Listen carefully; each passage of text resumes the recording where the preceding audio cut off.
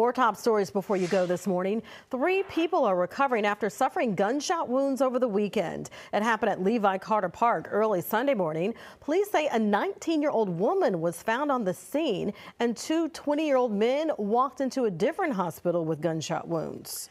3 University of Iowa students were among 5 people shot during a fight near the Ped Mall in Iowa City.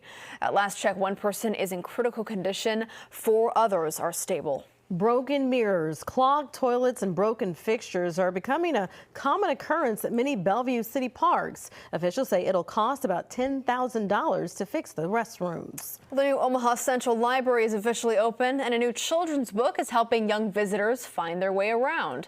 Copies will be donated to every public school in the metro and to family shelters.